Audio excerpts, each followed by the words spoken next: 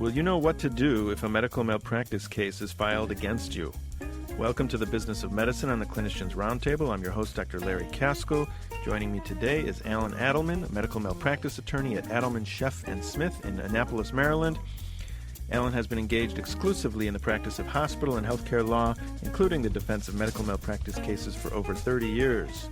Counselor, welcome to the show. It's a pleasure to be with you. Well, what is the first thing I should do as soon as I discover that a claim's been filed against me? The very first thing you ought to do is go secure the medical record. Make sure it doesn't get lost.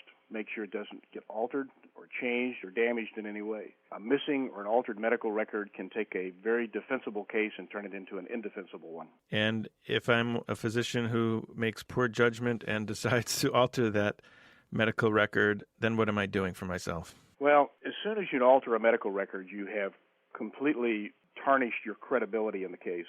You will come across to any jury as somebody who can't be trusted, and that is going to carry over into your clinical judgment and the way you handle the case. Normally, we see cases where there are altered medical records, and by altered, I mean people who go back and simply put in late notes. They don't change anything. They just add to it or embellish. But if that gets discovered, it very often is the death knell for the defense of what may otherwise be a defensible claim. So rule number one is do not alter the chart. Don't go back and look at your notes and decide maybe they weren't quite as thorough as you would have liked, and now you're going to supplement them somewhat, because that will look like you're covering yourself, and it will definitely come back to haunt you. If you look at the record and you're not happy with it, first thing I would do is notify your insurance carrier, have them assign an attorney, talk to the attorney about it, and the attorney can give you advice of how to best deal with it, but don't tamper with that medical record. Allan, how do I differentiate myself between a threat and an actual suit? Will an actual suit present itself with someone coming to my office and handing me something? If there's an actual lawsuit, you have to be formally served with the suit papers. That's normally what we call a summons, which is a notice from the court that you've been sued and that you have to file a response within a certain time, and then the complaint itself, which sets forth exactly what it is you're being sued for. Those are formal legal papers. They're pretty unmistakable.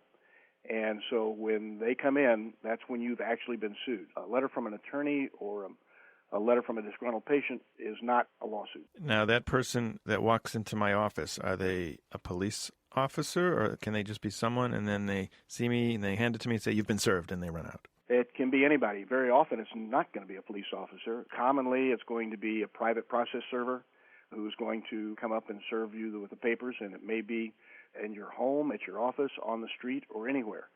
In some jurisdictions, lawsuits can simply be served by putting them in the mail. So it depends on the local jurisdiction exactly what kind of formal service or process is required. Allan, I'm having trouble breathing and my heart is racing just thinking about that happening. So I can imagine what doctors do once they're served. They got to do some pretty crazy things, I would imagine, in your 30 years. Well, some do. Most often is they do exactly what you said, and they panic and they internalize it. I mean, that's a lawsuit, we understand, is a real blow to a physician because it is accusing them of doing something that's at the very heart of their profession, which is doing something wrong that injured a patient. And that's antithetical to everything they've ever tried to do. So most take it pretty hard. And the main thing we want you to do is just be calm, notify your insurance carrier, and let them appoint a competent attorney to represent you, and then follow that attorney's instructions. Don't panic. Don't take it too hard. I don't want to be cynical, but among those of us who defend medical malpractice cases, we often joke that doctors fall into two categories: those who've been sued and those who will be sued. Oh, that's funny. Allan, if I don't know who my attorney is because I've changed malpractice insurance companies every 6 months, who do I call first? I would assume I call the insurance company. That's exactly right. And most of the time you won't know who your malpractice defense attorney is going to be. The insurance company is going to defend somebody. They have a panel of lawyers who do work for them that they have worked with over the years, and they know are competent and qualified defense lawyers, and they will assign somebody, and that's who you want. So you want to notify your claims representative, your insurance company, right away so that they can get you in the hands of a good lawyer. Allan, is anyone out there going naked these days in terms of coverage? Not really. It's just too risky. Anybody who's on a hospital medical staff is generally not going to be allowed to go bare because the hospitals require insurance. So at the very least, you've got to be out in a private practice without any hospital privileges to even attempt that. And I just don't think it's very common. And what's the climate like in Maryland in terms of premiums? Are they going down, or are they going up, or staying the same? Well, they're pretty much stabilized here. They have taken some steps to try to bring some stability to the market, and it seems to be working. There have not been the large increases that we've seen in past years, and things seem to have leveled out somewhat. I always mix up claims made and the other thing. Occurrence. Occurrence. Can you help define those for our audience? Sure. When you buy an insurance policy, a malpractice insurance policy, and just about any other insurance policy, you normally buy it 1 year at a time, and you get it for a policy year. So let's assume you buy your malpractice insurance with the effective date of January 1, just to make it simple. So it's going to be effective for that full calendar year. Now, in an occurrence policy, that policy that you've bought covers any claim or any incident that occurs during that year, regardless of when the claim actually is made. So if during that policy year you're a radiologist and you misinterpreted a mammogram and somebody gets breast cancer 4 years later, that policy will cover that because the occurrence, that is, your alleged negligence, occurred during that policy year. Occurrence policies are getting much harder to come by. The insurance companies don't write them as much because, as you can understand, they've covered everything in that year, and so they're exposed for years to come with something that might come up later on that relates to an incident during the policy year. So what they write are what's called claims-made policies. Claims-made policies only cover claims that are made during that policy year. So back to the example I used, if you misread a mammogram and the claim is made 2 years later, that claim is not made during the policy year, so it would not be covered. And you would not have any insurance for that claim if you did not renew that policy year after year or buy what we call a tail. And a tail coverage takes a claims-made policy and essentially turns it into an occurrence policy because by purchasing the tail and paying an extra premium, you have now arranged for that insurance company to cover anything that occurred during the policy year regardless of when the claim is made. A tail is also sometimes referred to as what we call an extended reporting endorsement, and that is because you can report that claim after the policy year and it'll still be covered. If you've just tuned in, you're listening to The Business of Medicine on the Clinicians Roundtable. I'm your host, Dr. Larry Kaskel. Joining me today, Allan Adelman, an attorney at Adelman, Sheff & Smith in Annapolis, Maryland, who specializes in medical malpractice. And we're talking about different types of malpractice policies, the most recent one being a tail. If I am 58 and I want to retire, Allan, do I have to buy something in addition to my current insurance with this company for 20 years? Do I still have to buy something? Very often not. Most malpractice carriers have various kinds of programs where if you've been with them for a certain period of time, 5, 10 years, and you retire from active practice, they will give you a free tail. So that's something to keep in mind if you've been with a company for a number of years and think you might be retiring in the next 3 or 4 or 5 years.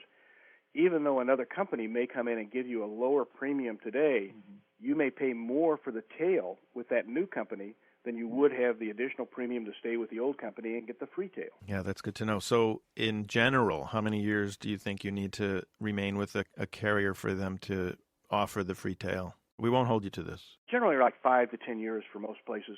All right, so I should stop my moving around because every year we're changing carriers because we get a quote that's $10,000 less, and it pays to move. But eventually it doesn't pay to move. Eventually it may catch up with you. On the other hand, there's another way to deal with that occurrence/claims-made issue, and that is when you go to the new company, you can buy what we call prior acts coverage, or a nose. And that is, if you leave the company you've had and you don't buy the tail with the company you've had, with the new company you say, I'll come with you, but I want you to give me prior acts coverage reaching back X number of years as part of my going with you now. So in effect, you've purchased it from the new company instead of purchasing the tail from the old company. So there are a lot of different ways you can deal with that transition from one company to another. So I'm 46 years old now, and if I don't retire for another 10, 15 years, I shouldn't have to really worry about it yet. Probably not. Okay. And how much insurance coverage should the average physician have? We all hear $1 million, $3 million. Well, of course, $1 million is the per claim number. $3 million is the annual aggregate, which means you can have up to 3 $1 million claims in that policy year. Number is not one that is of concern most of the time. It's the per claim number. $1 million is pretty standard. That's a number which I think is widely accepted, and most hospitals use that as a benchmark in many jurisdictions.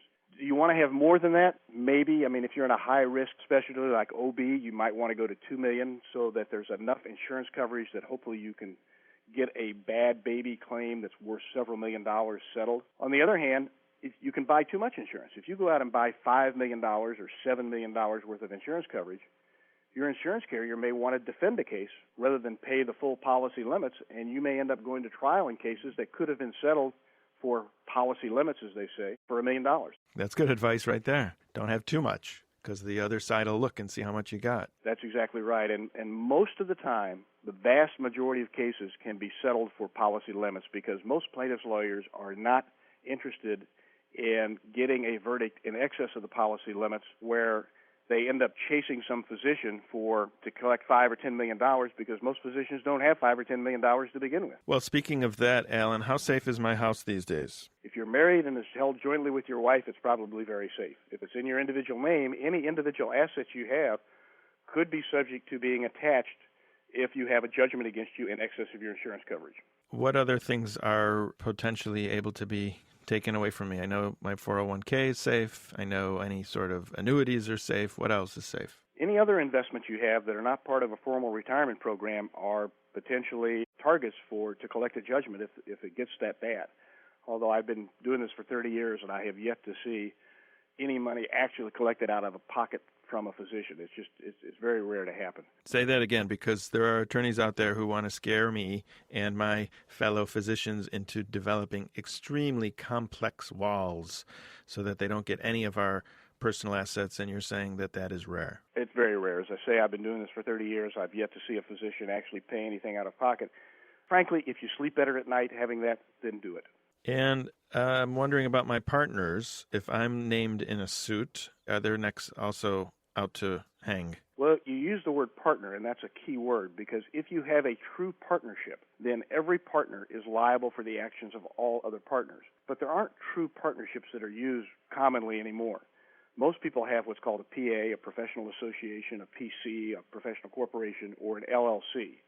Those are corporate entities, and the other members or stockholders in those entities are not liable for their, quote, partners. Allan Adelman, thank you very much for joining us. It's been a real pleasure. I'm Dr. Larry Kaskel, and you've been listening to The Business of Medicine on the Clinicians Roundtable on ReachMD. If you'd like to comment or listen to our full library of podcasts, please visit our website, reachmd.com. Thank you for listening. Hello, this is Dr. Bill Bryan. I'm with the Methodist Hospital Sports Medicine Program in Houston, Texas. You are listening to ReachMD, the channel for medical professionals.